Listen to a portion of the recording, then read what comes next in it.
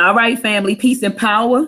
We're live, Sister Riziki. We're live. Yes, fam. Welcome to Tea Talk with the Sisterhood. We meet every Wednesday from 1 p.m. to 2 p.m. Eastern Standard Time to discuss issues or thoughts that are on the hearts and minds of the sisterhood. Now, I just said that we meet from 1 p.m. to 2 p.m., but sometimes, when the sisterhood get together, the dialogue might, it might stretch out until, 3, 4 o'clock sometimes. But we normally try to keep it within at least an hour of discussion. So thank you for joining us today. I think that, even though we don't have a specific topic, I think this is a powerful show. You get what I'm saying, Sister Riziki? Like, yes.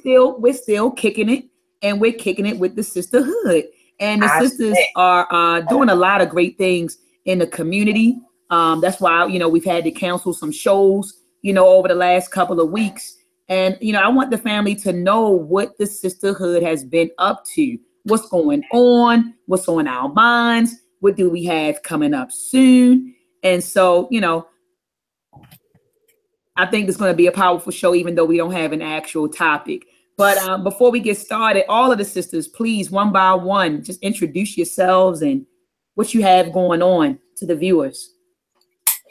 Absolutely. Well, peace and power, family. This is your celestial sister / sacred sexpert, Riziki Zafira, in the building. Welcome. We missed you all. And welcome. Peace. I see another sisters in the building. Please introduce yourself to the viewers and let us know. Tell us about yourself, sis. Peace, families. It's Kia. How y'all doing? I've been gone for a while, but I'm happy to join the group today.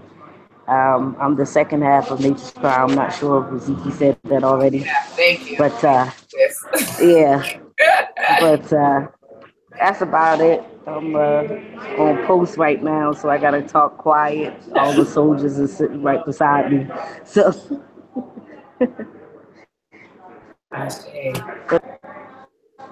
Sister Cheryl. Hello, everybody. How's everybody doing today?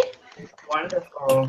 I'm kind of excited because we will be doing some work with Miss Riziki over there pretty soon. We're getting her. She finally got all her approval to go, so we'll be working with some contracts with her. And the other thing as well is that we are actually changing gears a little bit. I have a few contracts that I've already won, and we're going to actually get to looking for people to do subcontracting. So we will get that probably next week sometime. We'll start advertising what subcontracts we have out there for people. And yes, you still have to have your business in order in order to do subcontracting. Don't call and say, Shay told me to call you, girl, because we're still going to put you through the same information. So I'm glad to be here today. Ashe. Peace and power, family. This is the sister, Dr. Oya, my aunt. I'm the co-founder and president of Ed Anime Productions. And Ed Anime Productions is a Black-owned and operated company that creates educational animations for children in the areas of history, mathematics, and science. And so, support us. You can visit edanimeproductions.com to find out more about, the company and what we're doing. So we meet now. I want to go down the line. A lot of these sisters, I think they were kind of modest about what they do and what they have going on. This is a powerful, powerful panel of sisters that are making moves. Sister Waikisho, this sister's not even in the country right now. Nope. This sister's over in Europe right now. But I thank you, Sister Waikisho, for taking time out of your schedule to bless the panel and the viewers with your presence. But I think when we went down the line and did introductions, I don't think that we did. I know that, while we're kicking it, it'll come out what we do and who we are. But this is a powerful panel of sisters, Sister Cheryl, Sister Waikiko, Sister Riziki, and this is not even the other. I mean, we got like 2 other sisters who are missing, who are doing some powerful things in the community. So, you know, before we get started, again, sisters, we gotta pay homage to our ancestors, you know, when we begin our shows, because we understand that we are incarnations of them and we stand on their shoulders. By shoulders, we mean that they are our foundation. It is from them that we draw wisdom, knowledge, strength, and guidance. So, you know, since this is a female panel, of course, we pay homage to the divine line of females who fought for the liberation of our people. So when I called their names, Sister Alima said that we need to get some new names. But hey, when I call their names, please respond with Ashe. Yasakiwa. Ashe. Can another sister call a name? I just want to give a shout out to all the sisters like from the Lumerian and Atlantis times, and that's all I'm gonna say. Ashe. Ashe. Ashe. Sister Cheryl. Madam C.J. Walker. Ashe. My favorite. Ashe. Ashe. Sister Cheryl. Gertrude Harris, my grandmother. Ashe. Ashe. I would like to call the name of the name of Sister Lucy. A lot of people don't, you know, when they talk about the Nat Turner Rebellion, they fail to mention this Sister Lucy. She was riding with the brothers. And a matter of fact, if you go through the court records in Virginia, there was an enslaved African woman by the name of Lucy, who not only did she aid, you know, the brothers in the rebellion, she was hung with the brothers in the during the rebellion. So she was hung right alongside with Nat Turner and they call him Nat Turner and them boys. So she was hung right beside them. And I was told that this sister wasn't scared. They said she didn't back down. They said, in a matter of fact, the entire time that they walked her to, I guess, the hiding post area, they said she cursed those white men out and mother F bleep this. They said that sister was a warrior. I know that's right. And she died for the liberation of Black people. I want to call her name Sister Lucy. Ashe. Ashe, yes. Okay. Mabel McCray, my great grandmother. Ashe. Ashe. Soldier for the family. So. Queen Nani of the Maroons. Ashe. Ashe. You got to put me on with her, sis. Tell me who she is, sis. I already know about the Maroon community. Yeah, well, she pretty much was like the matriarch, if you will. I actually started learning about her like a couple of days ago, and just like her vital role that she played as far as establishing the quote unquote Maroon community, because the Maroons were like escaped African slaves, whatever have you. And yeah, so she was her role was like matriarch, if you will. But like I said, I'm still learning about her, but it was interesting to, you know, hear about her, especially from the Maroon community that's still existing in Jamaica. So if I was gonna second that, because she actually fought wars in Jamaica. So she was actually one of the queens known for fighting front line and actually gaining or starting the process of gaining independence, along with two other sisters down in St. Kitts. There were 2 other sisters down in St. Kitts that also fought against, I want to say, the British. So yeah, those women are very important. Hey, so do me a favor, my sisters. Riziki and Sister Key, can you guys, Sister Waikisho, can you guys please? You can call me Kia. You can call me Kia.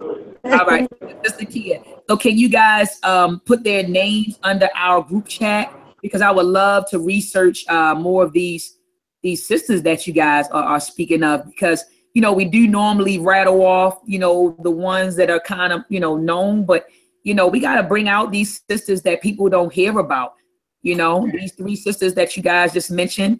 I want to do my research and study more on them. Sister Ruthie, I got information on her that I could send you all, you know, regarding the Nat Turner rebellion. And then there was another sister by the name of Carlota Lucchini. And I believe that she was fighting, you know, against the British, and she led, you know, she fought in the revolt or even led a revolt. So people like that. I think her name is Carlota or Carlotta Lucchini. And she was also from Africa, African woman. And I think she was enslaved over in Haiti. I believe it was Haiti. I'm not sure. I would have to check it. But yeah, we got to talk about more sisters that people, you know, that people don't know about.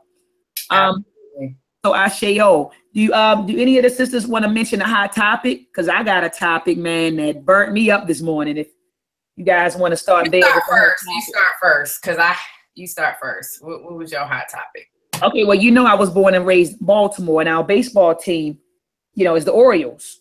You know, so every time, you know, with Baltimore, when we go out of town, we're rocking the orange and black, the Orioles. And so our team went up to New York to play against the Yankees. I believe it was the Yankees. Don't hold me to it, but I know they went somewhere in New York, right? I think it's to play against the Yankees. And we have a black, I don't know what his position is, but he's like a star, you know, on the Orioles team. His name is Adam Jones. So if you just do a quick Google, you know, Adam Jones, and then type in racial slurs or something like that, you know, it's all over the internet right now. It's on USAtoday.com. It's on WBAL.com, BET, like it's all over the internet. Basically, during the game, the white folks in New York, and correct me if I'm wrong, Riziki, because I see your face. You're probably looking it up right now. So correct me if I'm wrong. I believe it happened in New York. But during the game, he was out there, he was playing, and the white folks in the crowd kept calling him all kinds of niggers. They threw peanuts at him, called him monkey the entire time he was playing the game. So he's outraged. Right now, Black America is outraged. I'm outraged too. But so, you know, but again, I went to Facebook and I said, look, you know, we wanted to integrate, you know, what this had happened, you know, if he was playing in the Negro leagues. I mean, you get what I'm saying? Like, so my mind kind of went there. You know what I mean? Like, my mind went back to thinking how integration, to me, in my opinion, that was one of the worst things that could have happened to Black people. So we did all of this fighting, Sister Riziki. Oh, I want to be a part. I want to be in their leagues. I want to go to their hospitals. I want to attend their schools. I want to work for their establishments and be able to patronize their establishments. So we wanted there so much. There. We thought that was our solution to inequality. But, you know, 50 years later, we see that it wasn't, you know, and a matter of fact, you know, even though there were legislative gains, because a lot of people like to say, oh, well, what about the civil rights bill that got passed in 1965? And they like to rattle off, you know, a lot of the different legislative gains. But what about the fact that we lost our social, political, and economic power, our cultural power, our identity? You know, we have totally assimilated to their culture, and look at how they treat us and continue to treat us. You get what I'm saying? And so these white folks, you know, they went off, called them all kinds of names, threw peanuts at them, you know. So Black America is outraged right now. What are your thoughts on that, on this, sis? What are your thoughts, sisters? I agree with you wholeheartedly. I think we waste energy when we do that. And what you were speaking of kind of reminds me of that hot topic I wanted to bring up with that whole hair commercial that everybody was pissed off at, like the Shea Moisture commercial.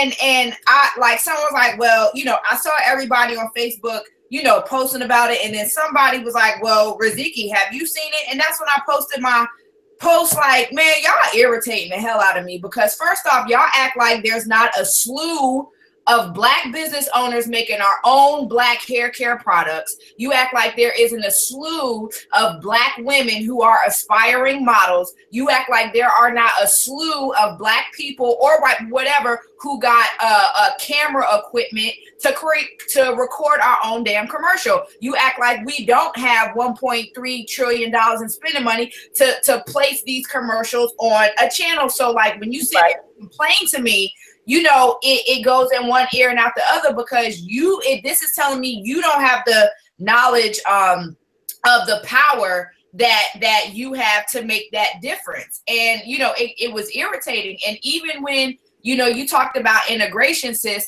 you know, my family, well, my mother and grandmother is from Durham, North Carolina. And there's this one elder, Mr. Duke, who was really close to my grandfather, you know, and they both passed. But, you know, we were sitting down and we were talking, and he was just reminiscing on back in the day. And he was telling me about Paris Street, which was the Black Wall Street in Durham, North Carolina. And, you know, I'm ready to ask him questions, because, you know, I like to get deep with the elders. And he straight up said it before I said anything. He was like, you know what?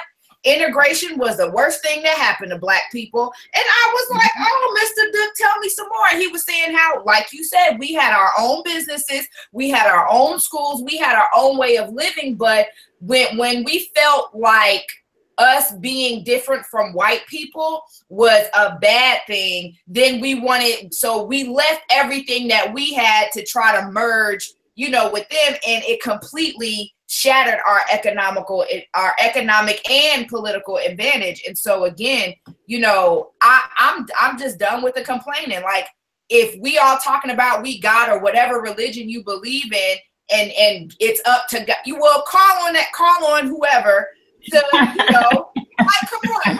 And like Sabra student said, and it was funny. He was like, well, what's Jesus' cell phone number? Who got the beeper number? Somebody got his email? Like, can we see what's going on? So I don't have the time for it, honestly. I'm tired of the complaining. That's just mine. I just want to go back to the Negro baseball leagues. You know, like, we got to think about that. They had a whole economic system set up. All right. And I got to go back. I met two of the brothers who played in the Negro leagues. I met them about 10 years ago. They were old then. So I know I'm assuming they probably transitioned by now, but I got their autographs. But anyway, let me go ahead and finish my thoughts. So check this out, sis. It was a whole economic system when they had Negro leagues. So you had the owners of the teams, they were Black. The players were Black. Mm-hmm. The fields that they played on was land owned by Black people. Okay. They also paid people to utilize their land and property, whether it was dollars, whether it was bargaining. These people were compensated for that. Then you had Black women who would cook food, bring it to the fields. You hear what I'm saying, Sister Riziki? Oh, wow. Bring it to the fields, sell little things at the fields. Okay. Then the players, if they travel from out of town, they were put up by Black families, because remember the hotels weren't integrated. So if you were a Black team traveling down south to play another Black team, it's not like you could just check into the hotel. Right. You know what I'm saying? They didn't have hotels. So what they did was stay in the Black community in households and pay these people like hotels. Wow. So it was a whole system. So once, what's his name? Jackie Owens? Is it Jackie Robinson? It was Jackie Robinson. I'm thinking of Jesse Owens. I believe it's Jackie Robinson. So once he integrated the leagues, and then everything went crumbling down, sis. Everything went crumbling down. But we had our own system. Now let's look at the sports leagues. They're not owned by us. And I think that if we do own a team, it's like a 0.0000, because I remember a lot of folks were running around saying Jay-Z and all of these rappers they were buying into these sports teams. But I was told that the margin that they owned was like, you might as well not own it at all. Like it was like 0.0000%. So we don't own anything. We don't own these things, you know, so I'm gonna pass the mic. So I wanted to just chime in on that, and all of that is true. That is very true. But it's like, now what we gonna do?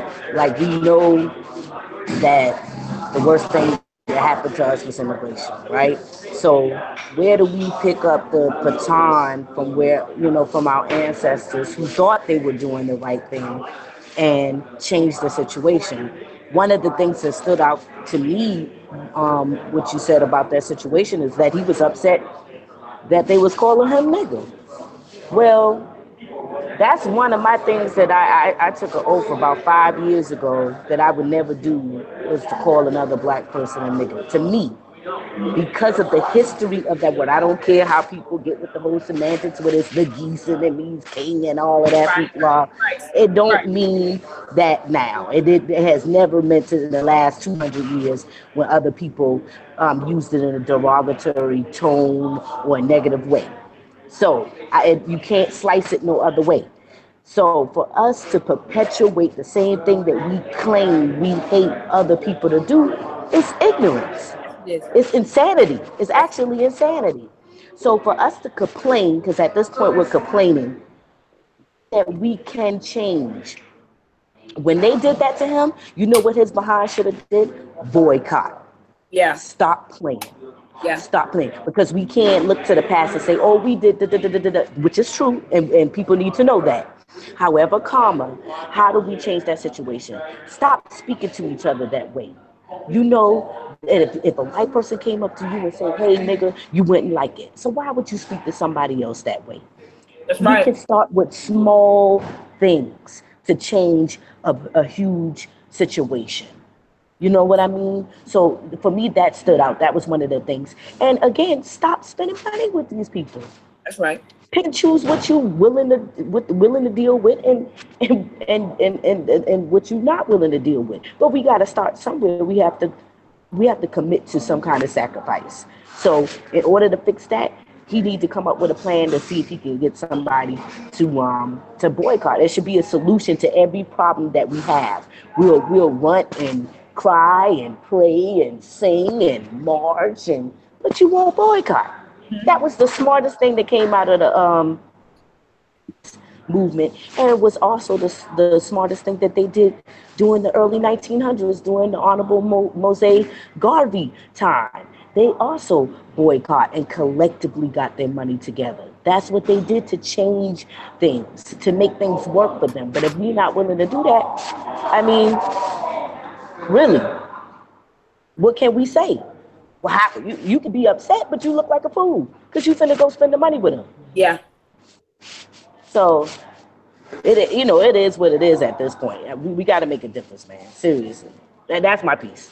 No, but you're so right. Okay, he's in the media. Like you are 100% correct, Sister Waukesha. Mm-hmm. You got him in the media. Forgive me, y'all. We just kicking it, so I'm over here eating my food. Okay, we just kicking it. Yeah, that's right. So she's right. Okay, so he's in the media talking trash, right? He's in the media talking trash. Oh, they call me a nigga and they threw peanuts at me. But like Sister Kia said, what's the resolve? What's the solution? What are black people going to do? Are we going to continue watching the game tonight? I think we are. Yeah. Are we going to continue buying the hats of the team, of the Yankee team? I think we are. I mean, you get what is the consequence? And see, that's why these people feel like they can say and do anything to a black person without any retribution. Because where is the consequence? Exactly. Consequence. No one should be buying a Nike, a NY or Yankees hat, right? Boycott the games. Boycott the what do they call it? NBL. Boycott it. But they know that we're not going to do anything. And that is the difference. That's why I hate on Facebook when I see posts like, I'm not my ancestors. You damn right. You're not your ancestors because you don't have the discipline, the respect. Hell, I would even say you don't even have the intelligence to do what they did. So when I speak against about integration, that is no disrespect intended to our ancestors. I want to make that clear. They thought that they were doing the right thing at that time. And a lot of us do things in life and make decisions and think that we're acting in our best interest at the time that the decision is made. It is not until you feel the consequence of that decision until you realize that it was, and I don't say good or bad decisions. It would either a decision might be comfortable for you or, you know, the consequence of a decision, in my opinion, might be comfortable or uncomfortable for you. Might give you a comfortable or uncomfortable experience. But what I'm saying is this: they did what they thought they should do at that time. Right. Now, 50 years later, we're feeling the consequences of their decisions. So now it's up to our generation, like Sister Kia said, to now pick up the baton and say, you know what? We made an error. We thought that integration was the right thing, but now we need to start establishing businesses. And Black folks are establishing businesses. Let me make that clear. There are brothers and sisters who are out here establishing businesses. Yeah. But we need to not only establish, first of all, we need to establish businesses in a concentrated area. Because in Baltimore, and I'm only speaking for Baltimore, I don't know how it is in other places, but in Baltimore, we're scattered. You know, you got to drive maybe another 10, 15 miles for another Black owned, you know, we're all over. And being all over is a good thing, but we don't have businesses in a concentrated area like the Jews. Like when you in Baltimore, I can take you to Jewtown, and in Jewtown, you're going to see schools that are owned and operated by Jews, with synagogues that are owned and operated by Jews, businesses that are owned and operated by Jews. Like they really have a Jewish community. Yeah. The Asians have a Asian community. Yeah. Black people, we have neighborhoods. Chinese folks come in, they establish businesses. That's how it is in Baltimore. And the Black-owned businesses are scattered. Yeah. So go ahead, Sister Waukesha. I saw you chime in. Yeah, I'm sorry. No, I wanted to, let me see, because I talk too loud. No, I wanted to say something about the Black-owned businesses, and this is something that me and Rizzy was having complications about, because we want to spend with and this is happening now. As we set up our, doing our business, and we're doing business with Cheryl as far as getting the contract and stuff like that. Now, we just had an experience with trying to revamp the company and doing branding and marketing. Now, I'm not talking bad about the people. However, things didn't go the way they were supposed to. We didn't receive the products when we were supposed to receive it. When we received the product had minor errors. I mean, my son could have looked at it and saw that was an error. We sent it back. It took over 2 or 3 months to receive simple branding and marketing products. Now, this is with a Black-owned company, and again, I'm not speaking bad about it, because it wasn't just solely on that person's hand. However, it didn't go the way we thought it would go. Now, is it because it's a Black-owned? I don't know. But again, the next time, before, we were trying to look for a Black-owned bank that we wanted to do business with. And just the customer service alone turned us off. It turned us off. And it's unfortunate. It's like, yeah, you want to spend money with Black people, but if your service sucks, I'm not spending money with you. Point blank. So now what we need to do, like with Cheryl and Monica, I love what those sisters are doing, is they're teaching Black folks how to do business. Because Black folks, now we got 2 problems. Yes, Black folks need to own business, but you need to know how to, you need to know how to operate anything. Absolutely. But if you don't know how to operate, then you waste the time. And if you want to, chime in, Sister Cheryl, on that, but I think that's important, because you can't just do business for any kind of way and then expect me to spend my money with you. I'm not going to do it. I don't care if you brown, yellow, green. Not going to do it. Right. But that's the problem that we're actually having right now, and that might be a part of the problem where you see it scattered, because a lot of people they just choose. Look, I'm not going to spend money, with these people if it's garbage. You know what I'm saying? I need quality work. Yeah, and like she said, we actually felt guilty. We felt a little guilty where it got to the point to where we had to say, you know what, we need to find us a company owned and operated by white folks. Like, we felt guilty having to say, all right, no, let's. So now that we had these numerous not so pleasant experiences with you, now we got to go ahead and hire somebody, who's white, because unfortunately, I've had more professional experiences with white companies than I have with Black companies. Now, that's not to say I have not went into a white company and, you know, they didn't piss me off in some kind of way. I'm not saying that, but the ratio kind of outnumbers, you know, the positive and negative experience. And like she said, it's unfortunate. And us even working with Monica and Cheryl, and one of the assignments is, like Kia said, you know, get you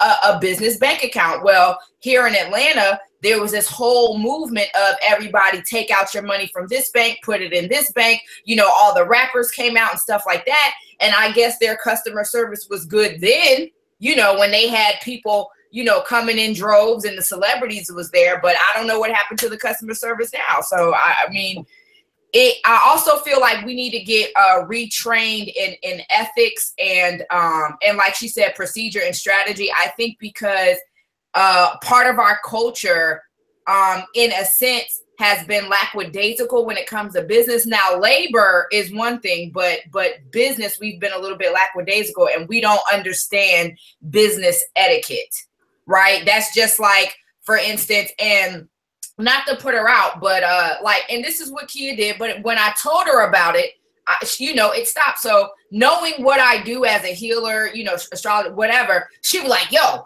she'll call me. She'll be like, yo, I got this friend. Read it. Can you read his chart? I'm like, yo, he gonna pay? You know what I'm saying? And she was like, well, I was thinking, I'm like, yeah, no, this is still a business. You know, like, I mean, I don't like to call my gifts a business, but this is a part of how I eat. You know what I'm saying? So, and I even did some things, you know, vice versa, to where I'm just expecting her to do this and that third because she's my friend. And even to this day, we'll get like, oh, you in partnership, you have a business with your best friend. Oh no, look out. And I'm like, that's so negative, you know, because every other culture hires their whole family as a part of their business. But you want to sit here and tell me that it's a bad idea to have a business with my best friend? That's because you may not know how to operate in your ethics and etiquette. Maybe. That's right. But don't come in and tell me, actually, I feel like me having a business with my best friend is one of the best things I could do, because not only are we binded by contract to do right, but we're also binded by our friendship and our loyalty to each other. That's so true. That's that. Yeah.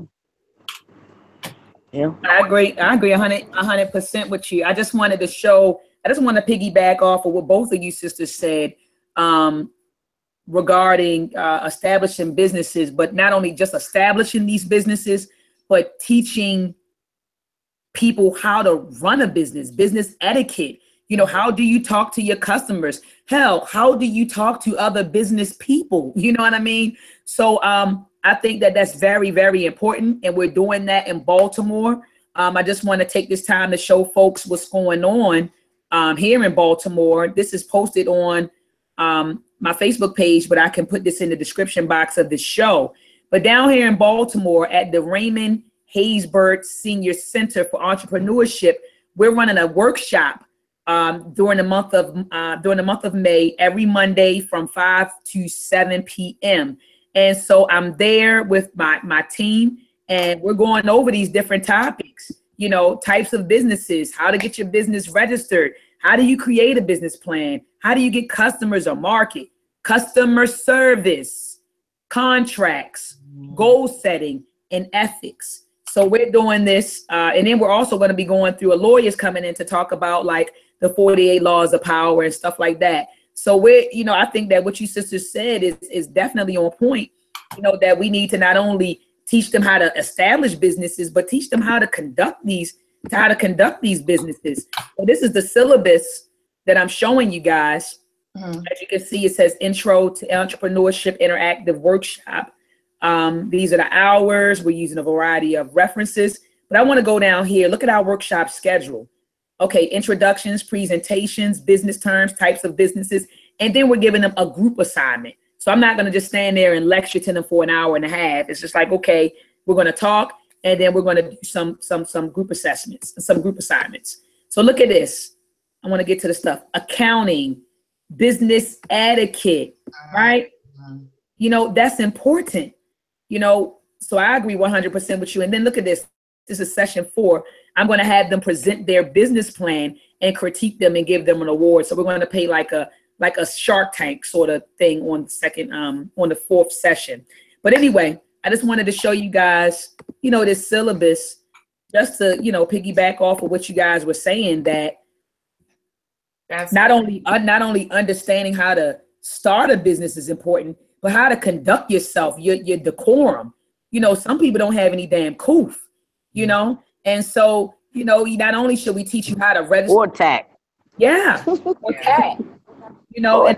And I agree with Sister Waukesha and Sister Riziki in that sometimes when we see that it's our people, we treat them totally different than we would, a European or an Arab or just somebody outside of our group of folks. And that's because we don't value ourselves. We don't accept ourselves, and we don't value ourselves.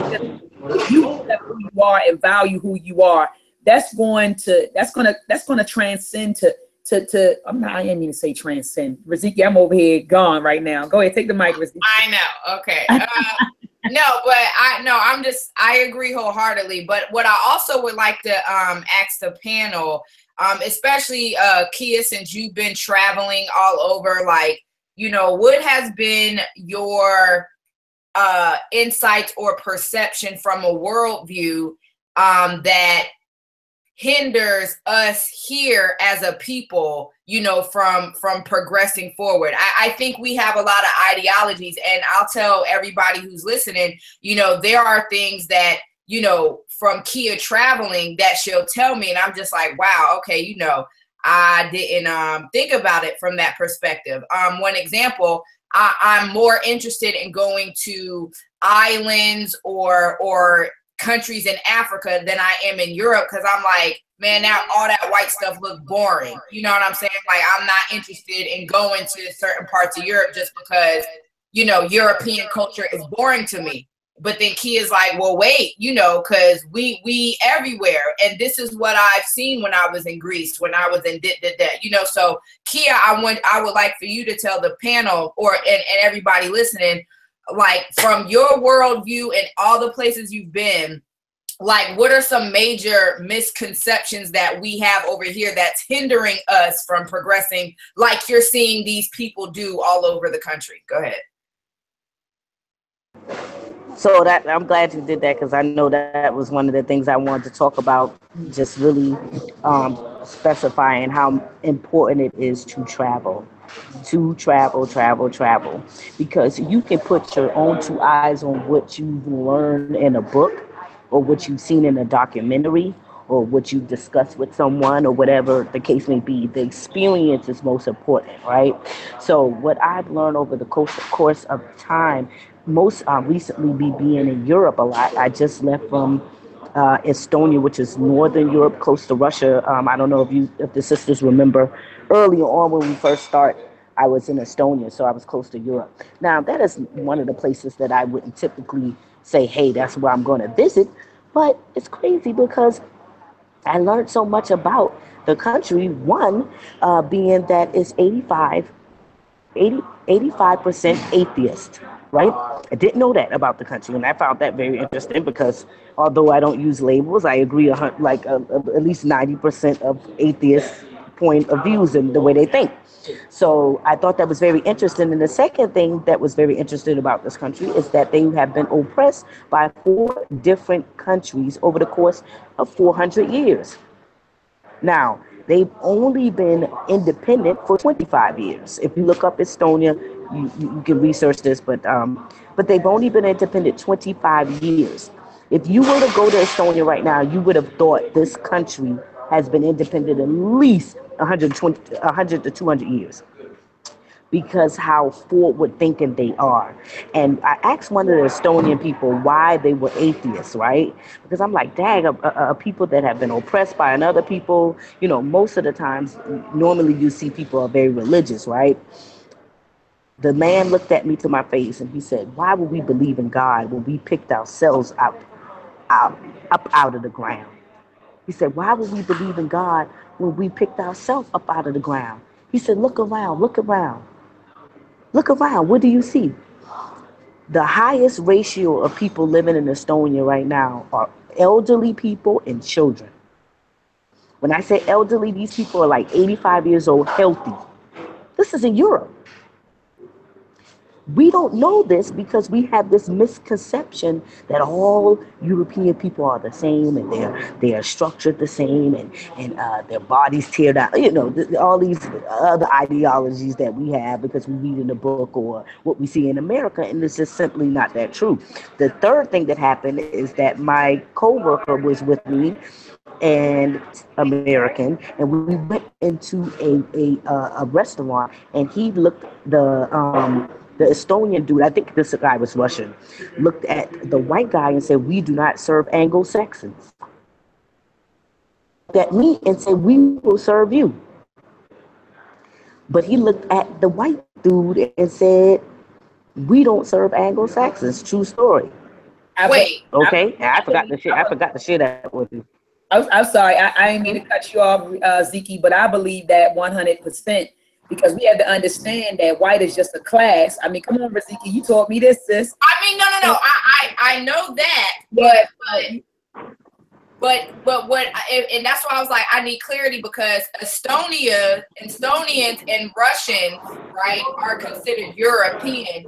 So you're saying that one European will not serve another European because they're from a different European kind of background. No. Okay. No, what I said was, I think this guy was either Estonian or Russian. Okay. I don't know. Okay. But my coworker was American, Anglo-Saxon. A white guy. Okay. Right. Okay. But he's a different.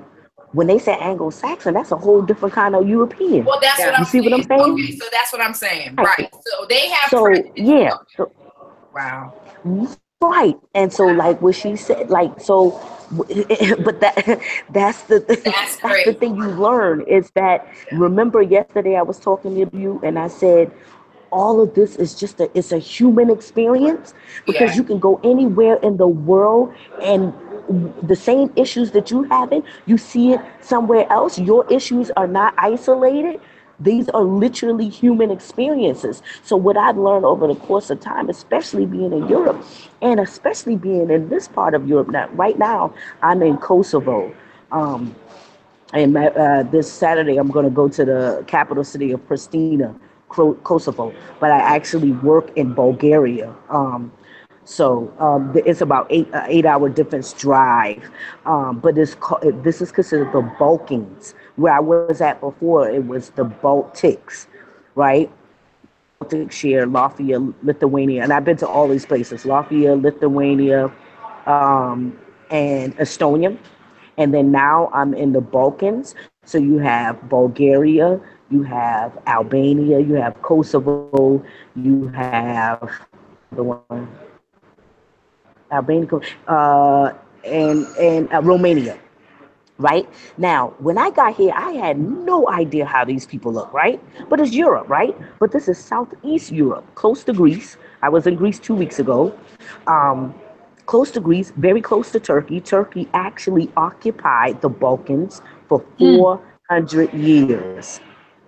Turkey oppressed the Bulgarians, the Kosovos, the Albanians, and the Romanians for 400 years. So when you come out here, the people that you see people look my skin color to the lightest. Never see a blonde hair, blue eye. Never. Wow. And look at this. The population of the gypsies in this area is large. Now, when you see the gypsies, those are dark-skinned people, right? And we all heard the myth of the gypsies being or descendants of Egypt, right? Which can be true because if you look on the map where we're located right above North Africa. If you look at the map where I'm at, and I'm sorry, I'm going into a whole geometry. I mean, not geometry. Okay, class. But where I'm located is southern Europe, southern East Europe. So it's close to, like I said, Greece, and then Greece, of course, is very close to Egypt, right? So now you have even your differences in that, right? You can't call a Kosovo person Bulgarian. That's a slap in the face. European countries, right? You go to Greece, strictly Greeks. Strictly Greek. And I don't know if you guys saw my pictures when I was in Greece and the videos when I was in Greece, but there were a lot of Africans there as well. But when I did the tour, they do pay homage to antiquity. I went to a museum and my phone died, of course, but I went to a museum and they had statues and carvings and pottery and everything from antiquity. And they pay homage to antiquity for the Greek mythology. That you learn when you travel. To have this misconception that European countries don't pay homage to African history. That's a lie. That's a lie because I've seen it. And you ask them the history, and if you just play around and say, "Oh, you know, you my cousin," or something like that, they say, "Oh yeah, I know. I know." The women here are thicker than me. I be seeing half of these, they shape like us. You hear me? And got an attitude like us. So I'm telling you. So so our history is rooted everywhere, and even just aside from just looking at from our history, you got to look at other people's history and their experiences, and then you take that and you learn and you become relatable. This is how you become relatable, and then you can start doing business international, and you start creating allies. And I want to say we cannot make our situation isolated. Not to cut your wisdom, but this is what I got from everything that you said. When I hear these stories, and then also like I had to remove myself from being in this box of one particular culture, because when I realized that Black people are not the only people who have been oppressed. Now, there's different degrees of oppression, right? So you may think that Black people's oppression was the worst ever, but then I really can't say that 100% because I have not traveled the world to see and hear certain things for myself. And so when I take myself out of, oh, I'm the only one who's been oppressed like this, there's no more excuse to look for a handout to sit here and wait for reparations. There's no more excuse to sit around and be like, oh, well, you know, we going through this, but you know what I'm saying? Like, I think because we think we suffered the most, we feel like we're entitled to the most. And whenever you get to a point where you have a sense of entitlement, you start to get lazy, because entitlement simply means that you're meant to get something without actually doing work for it, right? Next thing. So even like with you know, just hearing these stories and a little bit of travel that I did to Amsterdam and Germany, and even seeing how when I was in Germany, how they may speak fluent Deutsch, but let a hip hop song come on and they know the whole thing English. You know what I'm saying? Like, they dressing like us, they trying to talk like that, whatever. And some white people or European people, let me wrap this up, are not all from the same origins. And this is why I had to stop saying I hate all white people, just like all Black people are not from the same tribe. And when I remove myself and say, listen, I existed before Kemet.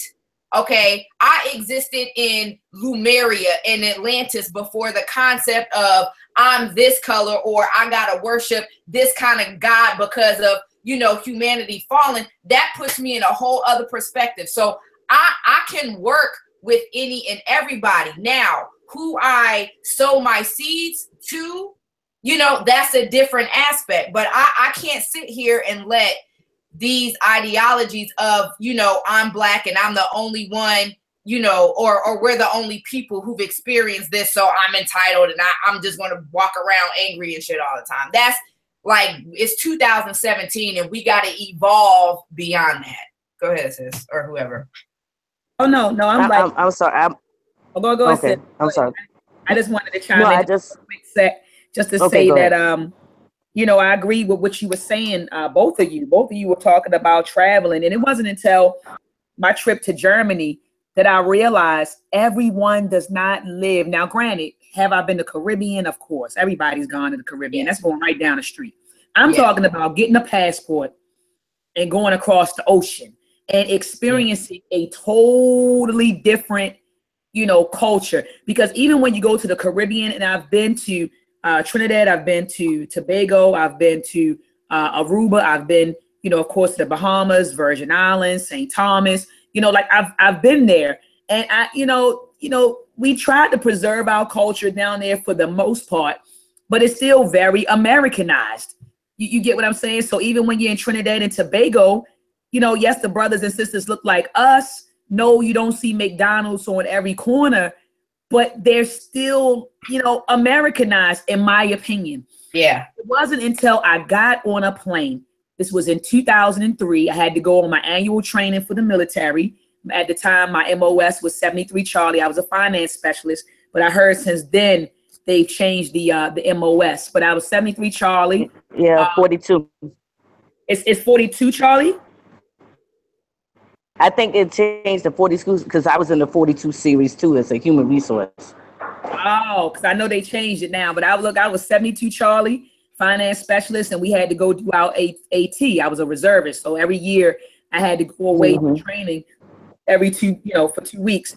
And so in 2003, we went to Darmstadt, Germany. So we got on the plane, we flew from Baltimore to Chicago, and from Chicago into Frankfurt. All right. Mm-hmm, so it wasn't until, so I'm over there kicking it, and one of my buddies, I don't know if she's watching, she might be watching, Sister Latrice, while we were over there kicking it, we took a 5-hour bus ride to France. And initially I wasn't going to go. And she said, Bailey, because of course in the military, they call you by your last name. She said, Bailey, when are we going to be able to be 5 hours away from Paris again? She said, while we're here, let's take this tour. Let's pay this extra couple $100 and let's go. And I'm so glad that she made me go because, my jaw dropped. When I was out there in France, touring and looking at different things, my jaw dropped when I got to France. I'm standing in front of Concord Square and I see a daggone Tekken in Concord Square. And I didn't even know at that time that I was looking at a piece of our history. I was just wondering, I said, why is there a Tekken in the middle of Concord Square? But it wasn't until I did my due diligence that I found out that they went over to Kemet and blew up the structures and shipped them, into France. And that was one of the structures. And I was looking at it in 2003, but I had no idea, almost 24 years ago. Oh, no, 24 years ago? Not, oh my goodness, 14 years ago. 14 years ago, what I was looking at. So anyway, and then I went to Germany, and while we were in Darmstadt, Germany, we went to Mannheim, Ranheim. We went all around Germany. And the big difference that I noticed between the Germans and the French and then the European Americans is that they value family. They value time. I didn't see the hustle and bustle and people breaking their necks to get to work and breaking their necks to get to school. They were very relaxed. They were laid back. Around 12 o'clock in the afternoon, the town shut down. Everybody came home. They ate with their children. They took naps. And I'm talking about a 2-hour shutdown from 12 to 2. They shut down. They're with their family. They go home. They get rejuvenated. Then the children go back to school. The adults go home. And then guess what? They shut the town down again around 5 o'clock, 6 o'clock. They value family. They value their time. And that was the biggest difference that I saw, between American culture and the, European culture, specifically the European nations that I visited back in 2003. So like these sisters are telling you, please go get your passport. Yes. Travel and don't limit yourself. And I'm with Sister Riziki 100%. Do not limit yourself only to African culture. Dr. Amos Wilson said that when we limit ourselves to only studying our own culture, our own writings, then we are limiting our perception. Yeah. Limiting your perception. When you say, I'm only going to study African culture, I'm not studying anything else. And a matter of fact, Dr. John Henry Clarke said that when he wanted to study true African culture, that his teacher in New York told him, before I teach you African culture, go study other cultures. Go study European culture. So he mastered European culture. And then he started studying African culture. He was able to notice things. Oh, okay, they did take this from us. Or, oh, we did, learn these things. He was able to compare and contrast. He had a base. So don't limit yourself, brothers and sisters. I'm going to go ahead and pass the mic.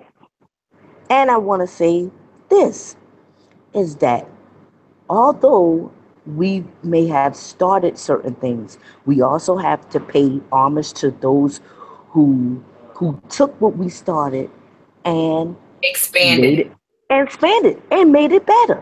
And Absolutely. made it better. We have to be real with that. And you learn that as you travel. Just, just even when we went to Africa, when we went to Kenya, one of the things that I did see in Kenya is that, okay, yeah, all of them are Kenyans, but the customer service, the way they treated each other was superb. They Superb. didn't. It won't like, hey, give me five. At least we didn't see that. Give me $5 off. Give me this. Da, da, da, da, da, da, da. No, it wasn't like that. And then another thing with Jamaica. Now, I have a small business in Jamaica, and I don't mention it a lot because I actually forget sometimes because I just get revenue off of it. But I have ATM machines in Kingston, Jamaica, and Portmore, Jamaica, to be more specific. But when you go to Kingston specifically, because I've never been to what you call it, Mobay and all that other stuff. I just been to Kingston, and when you go there, they do not own the businesses. And look at this. Let me tell you how I got on. I was actually flying I forgot where I was going, and a British guy, he put me on. He walked me step by step because he was very intrigued by my intelligence, so me wanting to know stuff, right? And he was very intrigued that I was just traveling wherever I was traveling. I don't even know where I was traveling at that time, or leaving somewhere. And he walked me step by, matter of fact, I think I was going to Jamaica. He walked me step by step, showed me the invoices.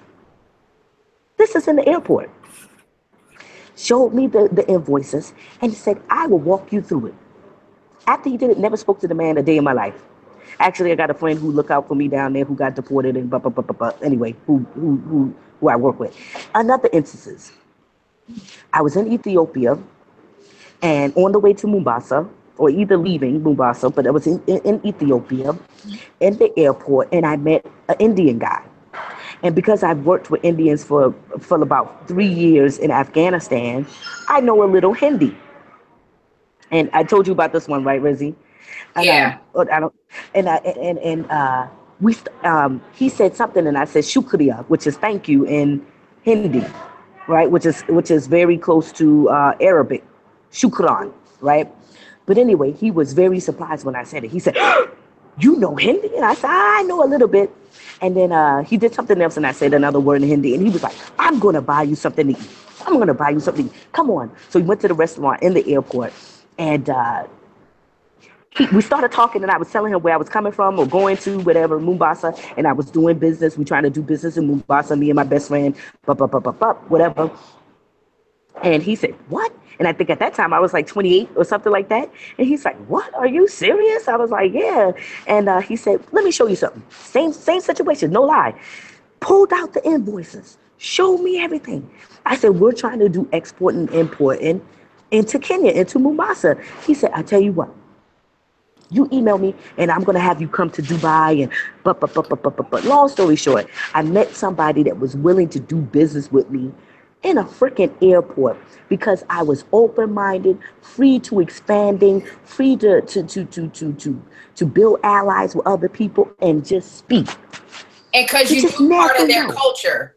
I realized. And I was yes, everywhere I go, I'm very interested in the culture. It doesn't matter what is it, European, Asian, whatever. I still remember freaking Korean. What's the Korean language? I forgot the Korean language, but I still remember the Korean language. When I go to Kenya, I certainly remember a whole bunch of words in Swahili. Even in Europe, I'm starting to learn the Bulgarian language now or whatever. When I was in Estonia, I made sure I learned a couple words in Estonia. Like I make sure, and I make sure I eat the culture food. I make sure I find out what their culture is. I certainly drink the culture drink. And I make sure I just really learn who the people are. And yeah, that does make a difference. I don't know where I was going with that, but I wanted to share that story with y'all, but I'm done. No, but sis, I agree with you. Like when you travel, you got to drink the culture. That's why when I went to Trinidad, I kicked it with one of my homies. It was a sister I met. She was attending Morgan State University. Her name was Odesma, and she was from Trinidad. And I remember saying to Odesma, she's like, I'm going home. I said, what you doing this summer? She said, I'm going home. This is in 2004. She said, I'm going home. I said, okay. I said, you mind if I come home and kick it with you? You know, she said, you sure you want to do that? I said, absolutely. She said, okay. She said, you know, I may not have the best accommodations, but, you know, I said, look, I'm coming home. Yeah. Now, I'm coming home with you. I said, let your family know I'm coming home. I went, chilled with her, stayed with her mom. Her mom is now an ancestor. But they took very, very good care of me. Her mother made sure, you know, it was funny because when I first got on the island, you know, we're driving through, I think we flew into Port of Spain. So we flew into Port of Spain, we driving down, they used to call it the Drag Mall. The Drag Mall burned down, you know, a few years ago. But, you know, we kicking it in Port of Spain, we ride through the Drag Mall. And, you know, they on the way to the house, her mom said, would you like to stop at the supermarket to get foods that you may like to eat? So at that time, this is 2004. So I was done with pork and beef, you know, when I was 12 and 18. So this 2004, I'm probably 23 at the time. And I remember saying I was on my chicken and turkey kick. So I said, yeah, stop me at the market, you know, because I didn't know, you know, this was my first time. You know, I went to Germany and all that, but I didn't know this environment. I didn't know what kind of foods they had or whatever. So I said, yeah, please stop me at the market. So we go past the market. I'm grabbing turkey hot dogs, you know, things that I know, American shit, right? So they take me home. Her mother prepared a meal for me, ate it, tore it up. Needless to say, those turkey hot dogs stayed in that refrigerator for the 2 weeks that I was there. I mean, they cooked for me every day, and I loved the dishes. You know, I had the bacon shark and the fish pie. And, you know, like you said, Sister Kia, you got to drink the culture. We went to the museums. We went through, I was with the people. I didn't live on a resort for those couple of weeks. I was in the home. So guess what? When the water pressure got low and it was drip, drip, and we had to, you know, deal with the water pressure, I just had to deal with it. So I lived right. Live, you know what I mean? And I think that's the best kind of travel, you know, when you actually go and you know somebody and you can stay with a family, like she said, to really drink the culture and to get an understanding of the culture.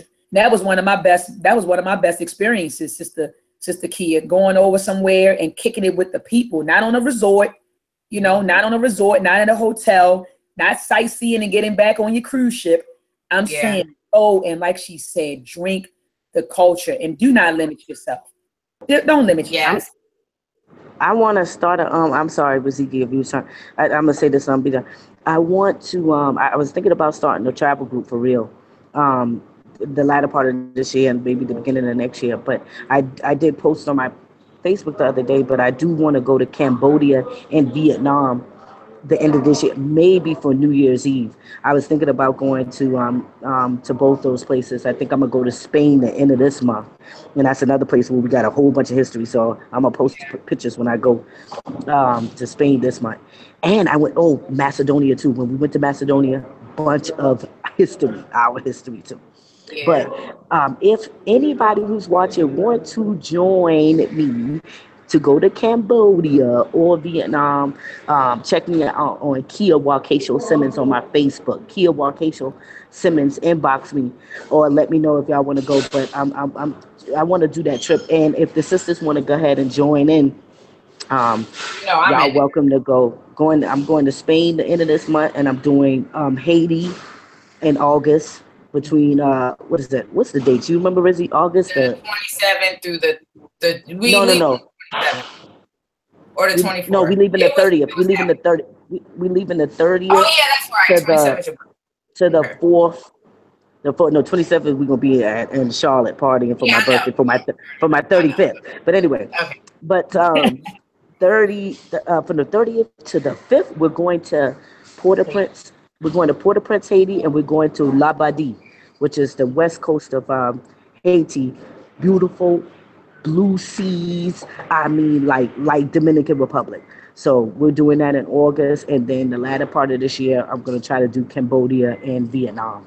So and just to remember that we've always been travelers. You know what I'm saying? Like we've always been on an international realm, and again, understanding that, you know, even since the conception of quote unquote humanity in the area of what we now know today as Africa. Understand that everybody did not always stay there. We spread all over, you know, so our culture, like there's different bits and pieces of our full picture everywhere. And this is another reason why too, you know, a lot of children are raised to learn more than one language, because when you come into somebody else's house, it is a sign of respect to know something about their culture, their language. So even if it's thank you or hi or hello in their language, it shows something. And just like, you know, I know it's important for us to stick together and work together, but same thing in Kia's instance,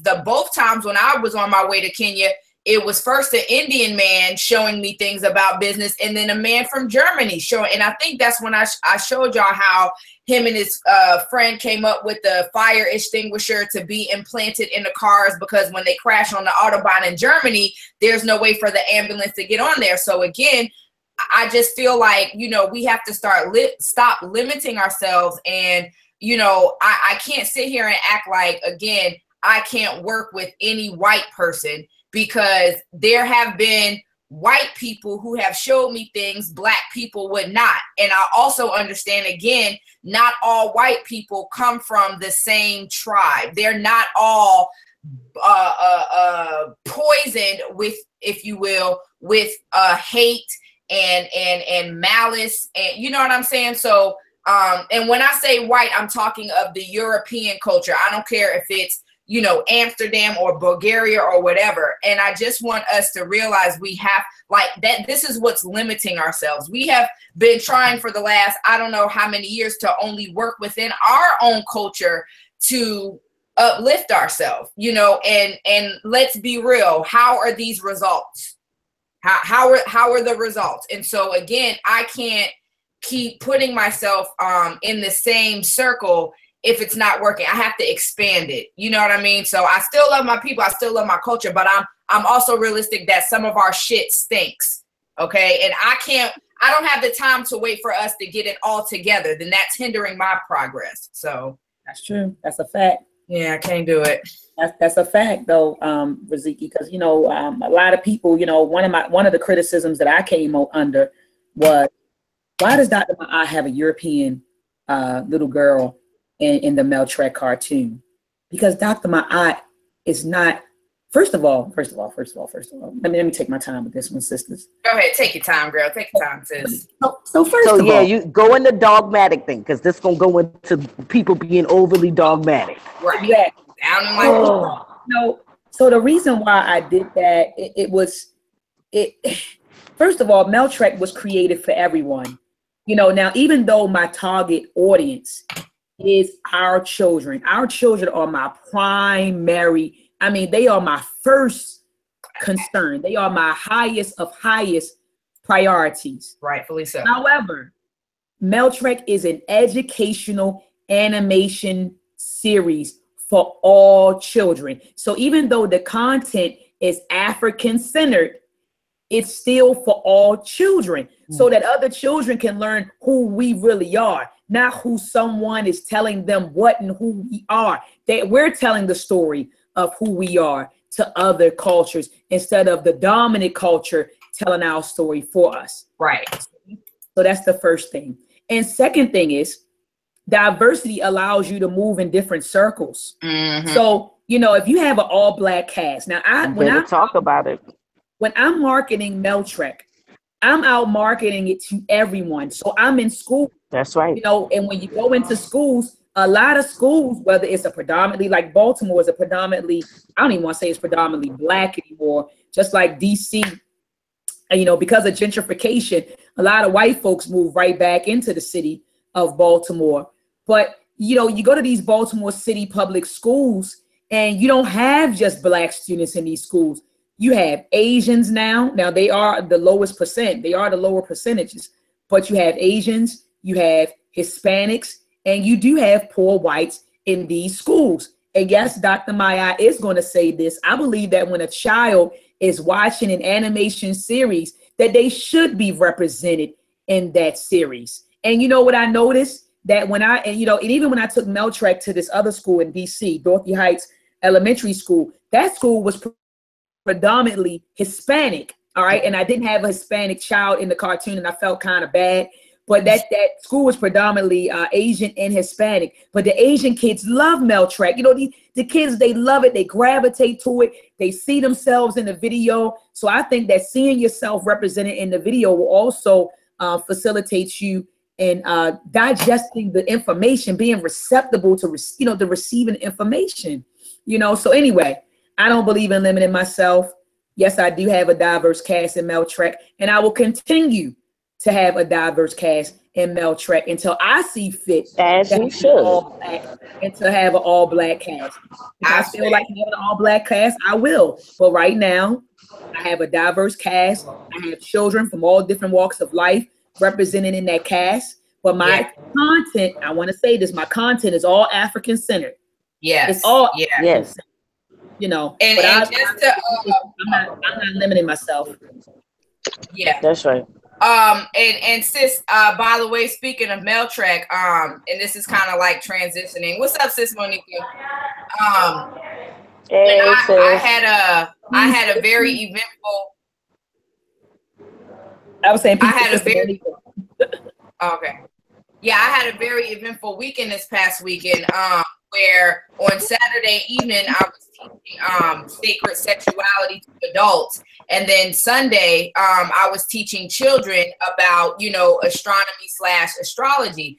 And there's this sister Zima Lovefire who started this school called the Indigo School of Light, and it's for children who were born in this existence and they gravitate towards certain mystical or metaphysical things like naturally.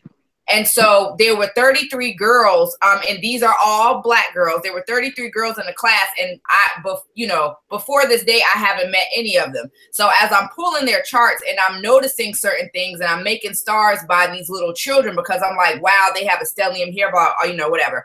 And so I get to the class, and it was just so beautiful to see all of these children having their gifts cultivated. And when I walked in, they were wrapping up, like how to make jewelry, because one thing I love about this school is not only do they teach you metaphysical things, but they also teach you things where you can actually apply and make some money for yourself. And so when it was break time, I automatically heard, like this beat come on, and I'm like, hold up, I know this ain't Meltrek, girl. I got up so quick and I grabbed the snack, and I was sitting with the kids, like, like watching it and stuff, and just watching the children, like, and I think, I don't know who the little boy was, but he was rapping, and I was like, I'm saying, oh snap. And it was just really cool to see, like, the children bobbing and rocking out to it. And the sister who does the school, she didn't know that you and I worked together, and she was just really excited to know that she had brought somebody on board to teach the children, and then I'm connected to you, and so we talking about like your next episode that's about to drop. You know what I mean? So that's all like, sis. Look, let me turn my camera this way. I don't want you to see me. Hold on. Oh, you straight. I don't want people to look. It's right here. Oh, it's right snap. Here, Is that the prototype? It's right here. I'm holding the master copy right now. Hold up. I got it upside down. I'm sorry. I got it upside down. It's okay. I'm holding the master copy of Meltrek episode 2, because there were a lot of people that thought because we had hiccups in the production, she didn't finish the product. Dr. I stole my $20. Here, right here. This is the master copy of the DVD. I'm gonna have 50 Meltrek DVDs available on Saturday when I get down to Atlanta, and I got 1,000 of them coming in 2 weeks. So yes, the product is finished. Tell my brother Sean P. I know Sean P. is watching. Your DVD is on the way, King. Your DVD is on the way. So we gotta take you by the school, because again, Zima was like straight up, she wanted to get 33 of your DVDs for the children, so they could have, that to take home. But I said all that to say, when I was teaching these children, I'm realizing it motivated me how much further I need to step my game up. Because when I understand about energy and generations, that there's certain people who are born during a certain time that, you know, they operate and vibrate on a certain level. So I understand why our ancestors thought the way that they thought. I understand why our ancestors did the things that they did, because of the energy or frequency that they were operating from. That's when right. These children who are like, man, I'm telling you, the girls who I made the star by, coincidentally or not coincidentally, these were the girls who were asking the most questions. So when I would go over, hey, you know, yes, this is how our ancestors used astronomy, and then as time evolved, different cultures, you know, brought about astrology from astronomy, so forth and so on. And so, you know, every 2 minutes, these girls are raising their hand. Well, yeah, because I've already started working with the moon and being in tune. And the other girls are like, well, did you know that, you know, our ancestors, da, da, da. So it's like these young girls or these young children are coming into this universe with ancestral knowledge already. So it's not like they have to waste time trying to find out. I'm not going to say waste time. It's not like they have to utilize time trying to find out who they are and where they come from. They're coming in with the knowing, and they're ready to go. So we as adults have to work even harder to cultivate an environment for them to thrive in, because right now how we're operating, it's like, you know, I just don't want their vibration to be dimmed down because we didn't set things up properly for them. Does that make sense? So, go ahead, sis. Oh, and yeah, nephew. No. Go ahead. Yeah. Oh yeah, my son on point. But shout out Xavier. Yes. But no, I agree 100%. But I think the easy method is just to allow them to be themselves, no limitations, no limitations. And that was why, one of the reasons why I wanted to really talk about this whole dogma thing that's in the community or amongst us who claim to be enlightened, because we, like I say all the time, you leave from one prison only to find yourself in another prison, because you limit your thinking by what you think is right, or how it's supposed to look, or this is the food that you're supposed to eat, or this is the earrings that you're supposed to wear, your hair is supposed to be this way. And I do believe that those things are important. I think that they are applicable, you know the word, y'all know the word, Yeah. in certain instances, that word.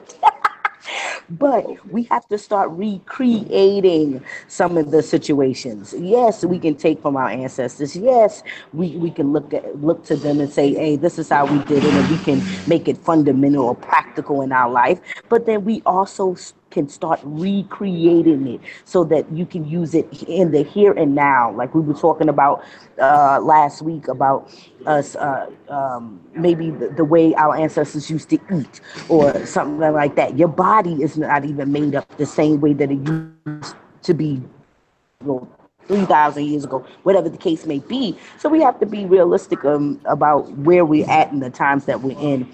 And so I think the answer, one of the answers, is just to completely let our kids be who they are, and to have no limitations. In all actuality, these kids don't see race. They don't see none of that stuff. And the greatest thing that we were born with was peace and imagination. Because the world that we see today is a created concept. Everything that you see. Oh my gosh, I'm so Everything excited that right you now. see. Like she got me over here excited by what she just. Okay, go ahead, sister. Go ahead. Sister Keith, finish, Sister Keith, No, finish. no, It's I'm just so just saying oh that the my God. reality that, yeah, the reality that we think we see and that we know is actually not reality, but we can we can return back to that. We can return back to that. But and that's it. That's it. Go, I'm done. No, I was just sitting here. I told my sons the other day, I said, man, I said, what you're looking at is the reality that you exist in, or the reality that you're witnessing, that you're bearing witnessing to.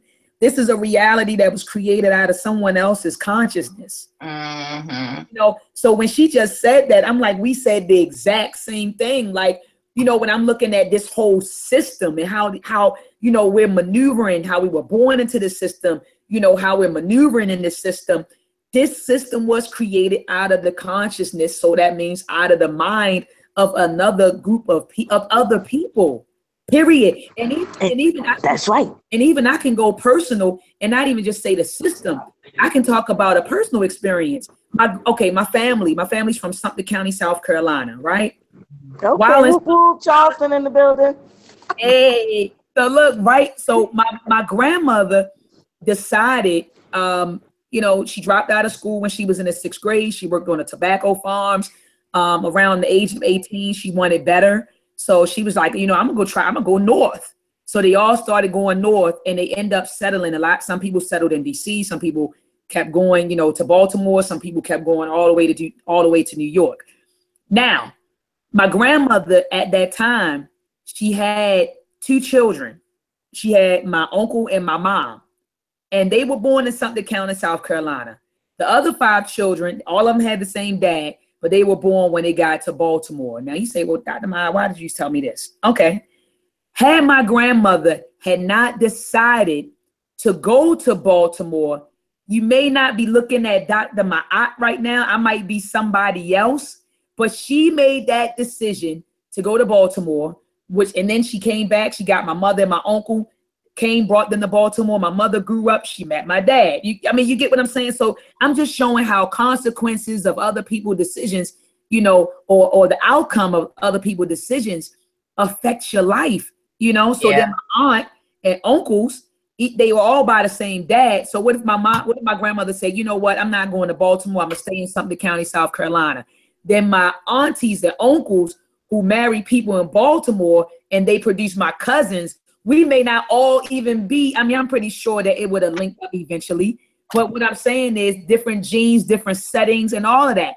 So I'm just going in to say how, your reality is really created, by something else. My reality, I'm in Baltimore. I grew up in Baltimore. Why? Well, because my grandmother decided to come to Baltimore. My mother married a guy from Baltimore, and they had me and they raised me here. So this is my reality. I grew up in Baltimore. So I was just using that example to show people that, like you said, your reality is created out of the minds of people. Whether it's your people, whether it's but you're a part of that too. Yeah, you definitely are. You are a part of, and I always say this, and I said, I'm sorry, Dr. Mayat. No, go ahead. Go ahead, sis. But I always tell Rizzy, I said that although, yes, the matrix exists, right, which is just a system, right, a created system created by consciousness, collective consciousness, right? So if we know that it's collective consciousness, you also have to agree that you are a part of the matrix. You can never disconnect yourself from the matrix because you created them. You were a part of the creation of that system, right? But again, the gag is that you have the options to pick either the blue or the red pill. You don't have to just pick one, right? You can pick and choose what you're willing to plug yourself into and what you're willing to plug yourself out to. But the question is how do you reach the pureness of that imagination that you once had? How do you really unlock your brain to get to the point where you are limitless, where no one dictates what your reality looks like, but you completely dictate what it looks like for you wholeheartedly, and it is practical in your life, because a lot of people can say all day, my biggest thing is self-love, right? People say it all day. It's a very cliche saying, right? But how many people really make that practical in your life, right? I found out the other day that I really wasn't loving myself because my weight. I've been talking about, I want to lose weight.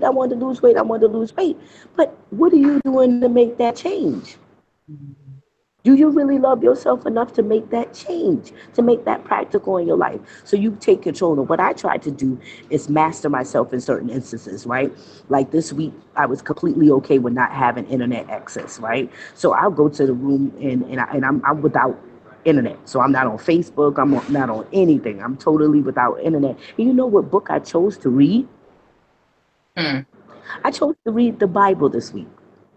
I literally went from Genesis to Exodus this week. And the crazy thing is that although I do not subscribe to any one ideology, and I certainly don't subscribe to a God outside myself or any higher power or anything like that, I learned that even in that book, there were lessons in there that absolutely made absolutely no fucking sense, but some actually made sense that I can actually use some, apply it to my life, right? But I was in a space of quietness, of self-control, right? And and it taught me how to master myself for something. I don't know where the hell I was going with that, but the point is, how do we get to a place where we're experiencing true reality, our own reality? I think that's where I was going with that. Yeah, but I wanted to just piggyback off of what you were saying regarding the Bible. I love to read the Bible. Those stories, Yeah, I'm telling you, yeah, it was like, yeah, man, when I was reading the story, so and so killed the wife and then married the husband. I yeah, said, oh my goodness, it was like, A you should soap see my opera, notes. a thriller. You should see my notes. man, David over there, he killed Bathsheba's, husband, but then he had the side piece, Yes, Jonathan. He was doing this thing with Jonathan. yes, I He said, said man, the side it was piece. like, man, yeah. It's it true. was It's true. like reading, The Young and the Restless or The Um, Bold and the it Beautiful. It's is. always something going on. It's war, it's sex, it's murder, it's greed. So I'm Yeah. not being disrespectful right now, Even but God was a trip. man, But God see, was Even all God was a right. trip. it matters in the perspective you're reading it from. And then I definitely want to hear from Sis Monica, because she came on and ain't said nothing yet. But I just want to say this real quick. So when I had left, because y'all had brought up the Bible, when I recently visited my mother in Durham and we was cleaning out some things, this was in the house. And mind you, she's staying in the house that my grandparents left her when they just recently passed, like 2 years ago. And so I said something in my spirit, said, you know what, go ahead and take one of your grandmother's Bible, to see her writings and her notes. And you know what I mean? Like the things that she highlighted, not only was a way for me to connect with her, but for me to really understand, like, my thing as a healer is I got to meet people where they are. You know what I'm saying? Like, I can't meet somebody who's coming from a Christian background or who's heavily into Christianity and try to talk to them in a Kemetic or African center or whatever, to try to get them to understand where they need to go. So I say, you know what, I'm going to start reading the Bible so that if I meet somebody or if I need to relate to somebody, I can meet them where they are. So if all you understand is scripture to get the message I need you to get, then I'm gonna go ahead and recite some scripture in order for me to have a better dialogue, or if somebody wants to question or debate, whatever, at least I've done the proper research and can, you know what I mean, say that I've read this from front to back in order to meet people where they are. And again, I don't believe in throwing out the baby with the bathwater. I do believe with my spirit of discernment that I can take what's in here and decipher what's BS and what's the truth, what I can leave alone and what I can take away. Go ahead, Sis Monica. What you got to say, boo? Peace to everybody. In reference to that particular topic, it's exactly what you just said. From a certain reference point. I can't hear you. Somebody got to mute their background. Okay, go ahead. Can you hear me now? I think I can turn my phone down. Okay, go ahead, sis. So I was gonna say, just in reference to that particular topic, is that to have a reference point and to be able to refer someone to what actually works for them is a good, it's a good idea.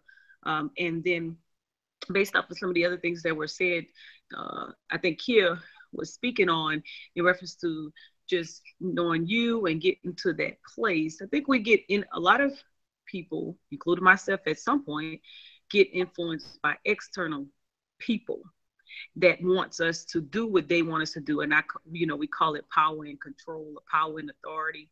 And so they want you to live the way they live. They want you to clean your house the way they clean their house, use the same products, just from the appearance of the earrings to the clothes you wear to this. And so I got to a point and I was like, you know what? Don't ask me to comb my hair a certain way, because I'm going to comb it the way I want to.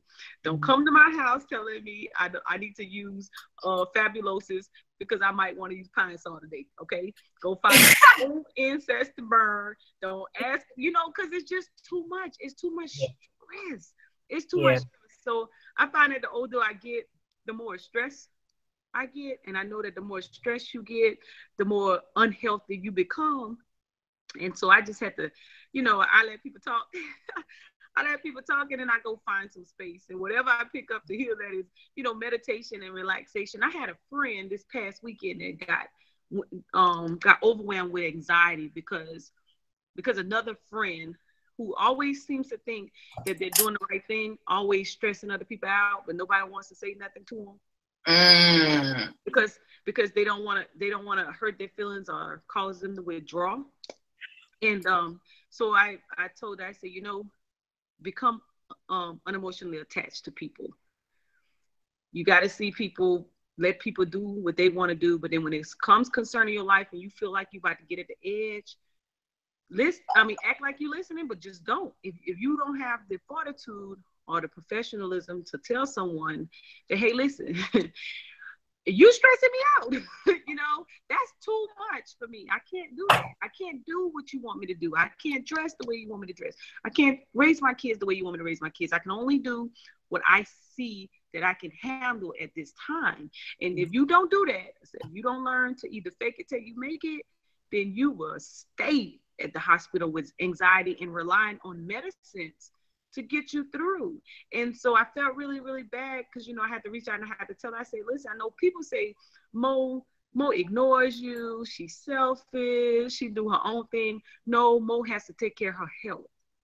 And you guys stress me out and I can't do it. You know, you got back way. And a lot of times that when people have those identity issues, they're going through what they're wearing and they can't relate. Like I have a huge, and I probably said this before on a previous show, we got a huge issue right now where people they upset because we want to identify with African culture. I don't get it. Why are you upset with me? Because I want to be, you know, because I like, you know, explored and finding out about the background. Talk about it. You go do what you do. So it's too much stress. And that very person said, I'm sorry, let me say this last point. That person said, I'm sorry. Hey, said, hey, Mo, you know, I want to say this, but I can't say it in front of certain people because I know how to tell you. You guys know the pastor that came out and said that he no longer subscribes or whatnot. Well, she carrying across the video and she said, you know, I've been feeling like this for a long time, but I know I can't say it in front of certain people.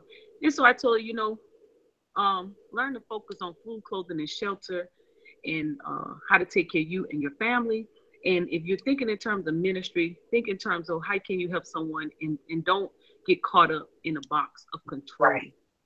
And you'll kind of, you know, leave your spirituality the way you want, and then you can kind of channel life. Because if you get caught up on who's right and who's wrong, even though, you know, once you start to study and explore it, it'll reveal as it come along. But it's not up to me to tell you that. Right. It's a waste of time even trying to have that debate. Yeah. And you're going through anxiety now. So if I even tell you, it's gonna be worse. So what you need to do, I use I use UNC's terms all the time. Just focus on food, clothing, and shelter. Right. You'll be all right. And it's crazy you said that because and I posted this earlier too. There was a post that a sister did about her child being in school, and the stuff that they're teaching in school is going against what they teach in the church. And she was like, you know, as far as how we, you know, became whatever. And then I had simply post like, listen, well, you know, hey, have you really thought to think maybe some stuff in the Bible isn't all the way accurate? And my point was, at the end of the day, you know, all you could do as a parent is to teach your child what you know to be true, even if you feel the truth is in this Bible. So she got a little like offended, like, well, you believe what you believe, and I believe what I believe. And I'm like, well, that, you know, pump your brakes. I'm not saying for you to believe what I believe. And I was like, no, I don't believe we came from a rib. But if you want to teach your child that, then okay, if you want to teach him that, that's cool. But guess what? At the end of the day, he's going to come into his own understanding when he starts to learn to research for himself. And so then a pastor gets on there and he's like, well, you know, I have scientific proof that I was like, oh, great. Since I want to learn, can you give me references as to the scientific proof that we came from a rib? And she's like, well, you know, you don't have to, And I just said, look, I'm not trying to harm nobody. But again, you know, this is, I want to learn genuinely. So the pastor hit me up and said, I'm willing to talk to you. I was like, great. So we're on Facebook Messenger, and we're on the phone for about two and a half hours. And of course, everything that I have to say or question, he reverts back to the Bible, even though the Bible is one of the things I put in question in the first place. But you know what? By the end of that conversation, he understood my perspective. I understood his perspective, and we cool. I'm not going to sit up there and not like you because you a Christian. A lot of the values and the principles that I have, a lot of the morals reflect the same thing that you reflect, that you have. So at the end of the day, there's more than one path to get to this one destination. You know what I'm saying? And when I was a Christian and called on Jesus, there was times when things happened. When I was studying the Islam religion and called on Allah, there were times things happened. Buddhism, Hinduism, even, you know, working with Orisha. No matter what belief system I was a part of, if I truly believed it was going to work, it worked. And so at the end of the day, I'm the common denominator, right? So I can go out and meditate to a tree, and something is going to happen because I believe with my whole heart, spirit, mind, and body that it was going to work. So for me, I'm to a point where debating about religion is pointless because whatever you believe in will work. That's all I had to say. I agree with that. Go ahead, Sister Waukesha. Go ahead. I didn't mean to cut you off. I wanted to shift the conversation. Okay. Since we just chilling.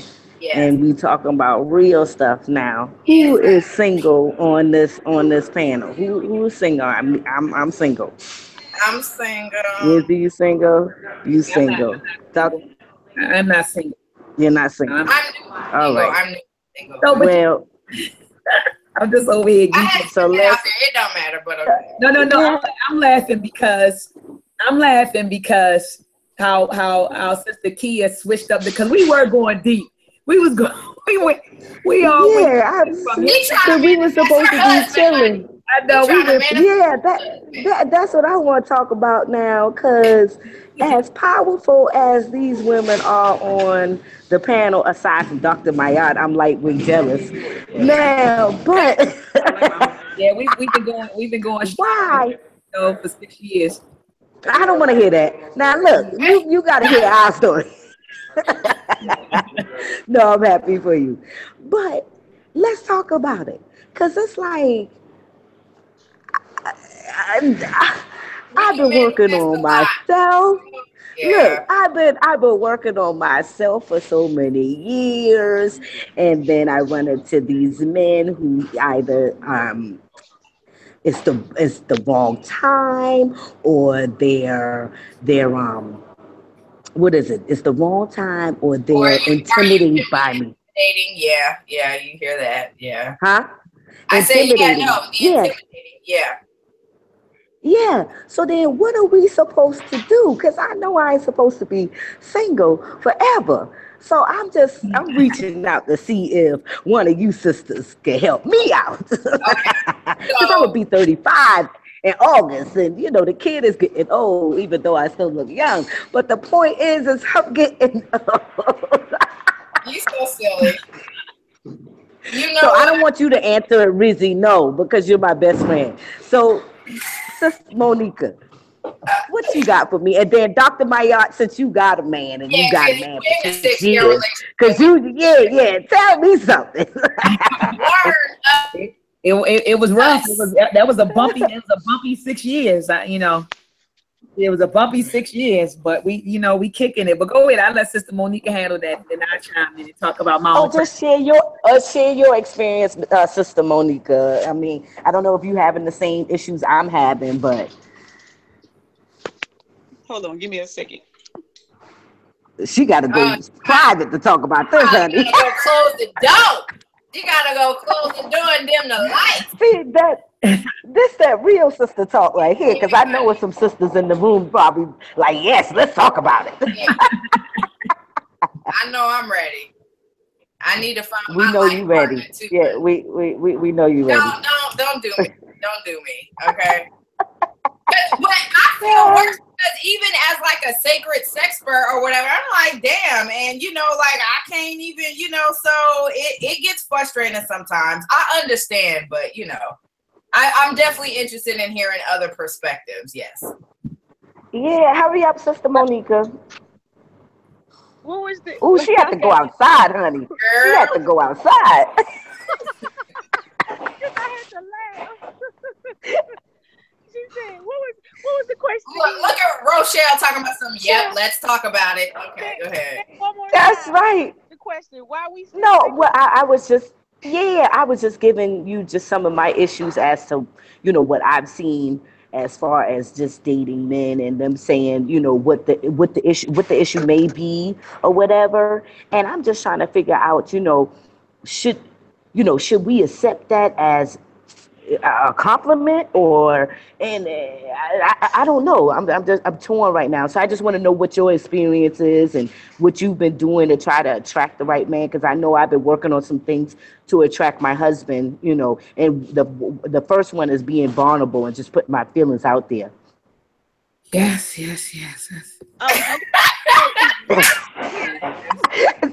We gonna get into it, Dr. Maya. We gonna get into it. Nowhere with it. Yeah. Being vulnerable. Yeah. What I've done, well, kind of being in the military, kind of interfered with anything steady, especially when it comes down to a husband. And so my military career consisted of in between deployments, overseas assignments. And so it just wasn't, after the last dating experience, it just wasn't conducive for me because once you put distance in place, a lot of people have a lot of issues. So what I've done was I'm not doing things to attract a husband, and I don't go out of my way. But what I've learned to do over the years, there's 3 books that kind of helped me, and these are Christian books, but that's where I was at the time, right? But they're really, really good. The first one was by Bishop T.D. Jakes, The Lady, Her Lover, and the Lord. The second I one heard was that one.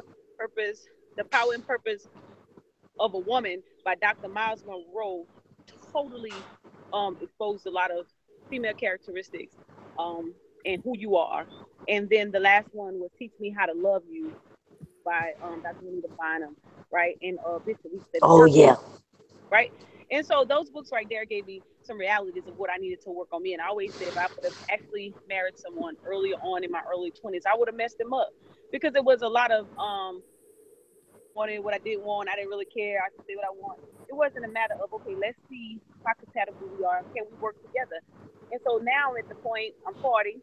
So I'm at the point in my life right now where I look for the characteristics and traits in a guy that, because everybody knows I did a lot with business and I do a lot in the community, right? So if you don't have a servitude heart, then we're not going to make it, right? If they are attracted to women that they want to be, I can be domesticated, but if they want you to just remain home and take care of home, that type of base, I'm not your girl. If you're looking for someone to really just do everything and you just kind of chill, I'm not your girl. So what I started to do with guys is I said, hey, listen, here's me, cool, here's who I am. I'm natural, I'm original, this is what I like to do, this is what makes me happy. And in the financial world, I can help you get to where you need to be if you pull it all up. So we can handle that piece. But if you are looking for a lot of guys that I come across, they are looking for control. They want me to be their daughter, so to speak, or they want to be able to say, okay, everything that you're doing, you can't do that no more. You need to do this. Now we're not going to do that. And so what I've done is I say, okay, weaknesses are, let me find out what you can't tolerate so I can understand what I can need to compromise, tolerate, or that I can't tolerate at all. Because women, we're more adaptive. We're gonna if we're really attracted, we're gonna really try to appease that guy. And so I stopped doing that. I'm not appeasing anybody. Either we're compatible, we're not. Either we are happy with each other, we're not. And so I was like, I know I'm not gonna be single forever. However, cautious, because one of the things I had to realize was that all of the females in my family, on the first attraction, were attracted to abuse. It's real talk, right? And so when I went back through the analysis, I'm like, wait a minute, push pause. Let me find out what exactly, why we are attracted to that. So when I started doing an assessment of some of my cousins, aunties, whomever, I was like, whoa, hold up. So are we conforming and then we allowing our happiness to settle? Because I watch a lot of my aunts, very unhappy, but they're married. And then they'll tell you, well, you know, I because I had a kid, so I didn't want to be that person. And then I watched some of my cousins my age or younger do the same thing. And I was like, you know what? If I have to compromise, I'm not gonna do it.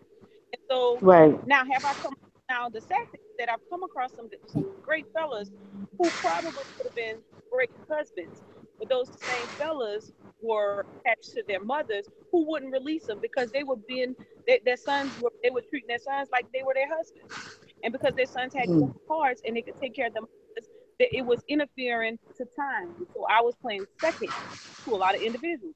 Or if you give the fella the chance who had the kid or who have a kid, then it was, I gotta be with my child. Okay, I think about the time I want to be with you. That's not life. That's not happiness. Don't nobody want to live like that. So what I do is I be me.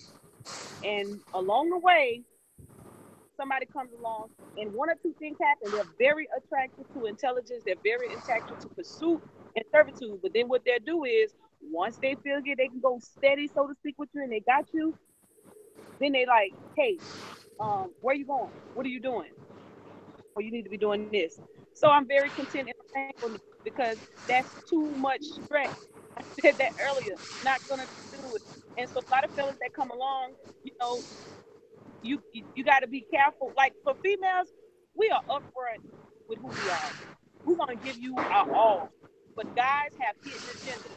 I'm very aware of hidden agendas, and I don't allow hidden agendas to take precedent. As a matter of fact, from a friend perspective, I say no. Let's just be friends and love on each other as friends. And if you can't tolerate it, like that friendship, all of a sudden you're like, well, I want more. Well, what's more than friends? Honestly speaking. So I don't conform to it, and I don't let nobody do that to me. And I think that's what's happening with males and females alike, trying to treat each other like we are a job or something, or we are business. Right. And true friendship is kind of out the window. Like you can't just have fun. They want to control what you do. Now, in all honesty speaking, social loyalty, integrity is so very important in my world. So yes, what yes. Is she broke up? What? Social loyalty and integrity. Oh yeah, integrity, yeah. Like I can't make you have integrity. I can't. That's my big thing. Yes. I can't make you be respectful. So if you don't have that, then it's like we're gonna be trying to train each other. No, I think that we have an inherent right and wrong inclination on what to do and what not to do. And I'm so glad. Go ahead. No, I was saying I'm so glad you said that because you know what? We can get so deep into this topic. I think we need to save it for next week. I think this is next. Whatever. No, we do because let me tell you, a lot of what Monica said, we got to break that down. Number one, like she said, there are certain expectations men expect out of women that may not be realistic for that particular individual and vice versa. This is one of the things why a lot of us are not in a relationship. Unrealistic expectations. We don't understand what piss each other off, what makes each other feel loved. Her love language may be different from the mate's. So instead of expecting him to receive love, how he will receive it and vice versa. Not to mention, a lot of us women and men can be sitting in a room and the energy or the vibe that we broadcast can like actually repel somebody and you may not even know. So again, also, there are people who feel like dating after 35 gets a little harder because of whatever. We need to talk about these things and hash it out. And it's not something we can do in the next 8 minutes. So even down to the sexuality, even down to our our perspective on relationships, period. Now, there's a lot of women and men who are entering into this polyamorous lifestyle, to whereas both men and women can have multiple partners, you know. So a lot of people are moving out of this monogamous thing because a lot of people feel like monogamy is not natural, that we have been loving people. I've said the same thing. It's not monogamy natural. It's not natural. Yeah, I agree. So again, and guess what? And I'm transparent. So, you know, yes, there has been times where, you know, I'm not going to get into that. But the point is, please don't, Rizzy. Please don't. There were times where, let's just say this. There have been things that happened in my life where I could feel like, hey, maybe I am one of those sisters who need more than one man. There have been times where I'm like, man, maybe I just need one. We gotta decipher these, because a lot of us don't know what the heck. Yeah. Can I ask one question? When you said expectations, but on about the sex, should we have expectation as far as sex? No? Yeah, because I'm gonna tell you now, if you don't go downtown, I can't date you. We know. We know. Yes, I know that. Yes. Y'all, I gotta listen. I'm gonna share something with y'all. I'm not gonna go in details, but this girl, let me tell you something. I'm gonna say this and we can close out because I gotta go too. Oh my God. I'm gonna share something about my best friend. This girl is a fucking fool. Listen, she was dating. Anyway, she was dating this dude, and he was a good guy. He's a good guy, and she tried to work it out. No, she didn't. No, she didn't. She didn't dog it, and she actually really tried. And she would call me every day. She'd be like, "Kia, he won't go down." He won't. And so he liked her so much, he tried. Right? So when she called me, listen, it made me feel bad. Story. Let me tell it from my perspective. So she called me and she said, oh, he went down today. So I kind of got excited. You know, I was like, oh, okay, well, yeah, you could probably keep him now. But she was like, she said, I felt like a pervert because he didn't want to do it. Right. No, listen. He did it. No, he said he did it because he knew what I wanted. But I don't want you to do that because of it. I want you to do that because it's what you like to do. So yes, I felt like some kind of creep, like, you know, just allowing him to go. No, he's doing and in the beginning, she sounded like a creep to me. In the beginning, she sounded like a creep. She was like, I tried to push his head down. I was like, come on, dog. You can't do that, man. You can't. No, I'm playing. She didn't say that. No, but listen. I didn't dog him. I was honest from the beginning. As soon as I found out he did it, I said, listen, this may not work out because of this, that, and the third. And he said, just try. And because he was a great guy, great father, everything. Yeah. Yes, I mean, everything. And so I said, okay, I'm going to try this. Every other thing, you know, whatever. And so, yes, it got to, I don't want to be sexually restricted. That's just my thing. Like, no. And so we're still friends, you know, but I'm realistic. Yeah. No, we have to be sexually compatible because you know what happens? This is one of the reasons why men cheat. They can love their woman. She can be a great woman. But if she does not satisfy him in the bedroom, he'll cheat on her, not because he don't love her, because he's missing that satisfaction. And that's the same reason why women cheat. And these are the kind of vice versa, yes. That we don't have, and this is why we have a problem in our relationship. So that's true. We'll save it for next week, honey, because I'm about to make a list. But before we close, I wanted to add this, ladies, because we got, it's 2:55 on my clock, so we got like 5 minutes. But I just wanted to add that Dr. Frances Cress Welsing, I believe this was in her book, The ISIS Papers, she was saying that she doesn't, you know, recommend, you know, for Black folks to have children. And I'm even thinking to even get into, I'm adding to get into a serious relationship until you're in your 30s. You know, she talked about it, you know, in the context of having children. But of course, if I'm having children, I got to be in a relationship, right? You know, and you know, so but the ancestors said in the context that, you know, she was saying that in the context of having children, that for women, she recommended that you don't have children until you're 30, and for men, 35. And now that I'm 36, I totally understand why the ancestor recommended those ages. It's not until I got in my 30s that I really came into myself, came into my sexuality.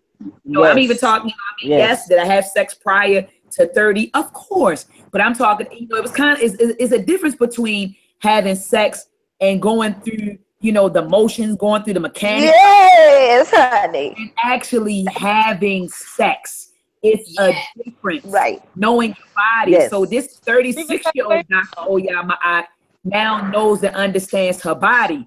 When Dr. Ma'at was out there at the age of 17, 18, 19 doing a little thing, I did not know my body the way I know my body now. So, you know, when you come into your 30s, I feel like that's when you really come, I'm speaking for me, my experience, into my womanhood, into who I am. I know exactly what I want. Exactly what I want. I know what I'll tolerate. I know what I don't tolerate. I know myself at this point. I have self-control at this point. I'm more disciplined. I'm more focused. I now know my purpose, and I'm walking and operating in my purpose. You're just a totally different woman in your 30s than you are, you know, as a girl or as an adolescent or as a teenager or as a young adult. You're just totally different. So, you know, kid, when you were saying, hey, I'm 35 and I'm now looking, you're at that age, you know, where you should be. You're at a good age where you should be looking. You've traveled, you've been around, you have experiences to bring into the relationship, because ultimately we want to connect with people we're growing with intellectually, emotionally, financially. We want to grow with. That's right. And these people also have to be a good fit for our families, because I tell people all the time, it's only in Western culture that marriage is considered an individual thing. In African culture, marriage was a communal thing, because now this man or this woman was entering a clan. You get what I'm saying? And so it is a communal event, you know. So we're going to kick it. We're going to definitely get into it. I also, while you guys were talking, I was also thinking about women and how we need to now overstand how to differentiate a man from a boy. Remember that was a part of the rites of passage for women when we were going through our woman training, our womanhood training. They also taught women how to differentiate between a man and a boy. A lot of women get caught up. Hold up, this is what I say. A lot of women get caught up in dealing. They say a man hurt me. I say no, boo. It wasn't the man that cheated on you, the man that left you with the baby, or the man that burnt you. It was a boy that was masquerading as a man. So we have to, as women, understand the difference between a boy, a man, and a boy masquerading as a man. A lot of these females are getting caught up in bad situations because they're dealing with boys who are masquerading as men. I tell my sons all the time, who are 17 and 18, that your elongated penis and the hair on your chest and your height does not make you a man. It is your mentality. It is your behavior. It is the fact that you have responsibility, which distinguishes you from a boy. So a lot of women think, oh man, I met this guy in a club. He's 35. He looks good. Oh, we went out, we kicked it. The sex was great. I'm dealing with a man. No, boo. You don't even know that yet.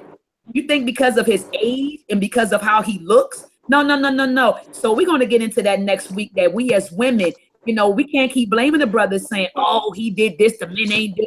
No. That's right.